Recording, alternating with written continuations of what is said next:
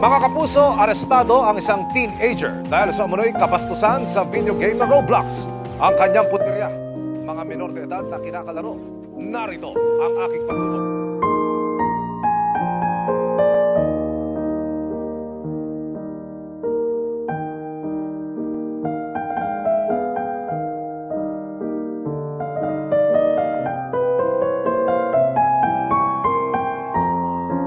Sa Roblox?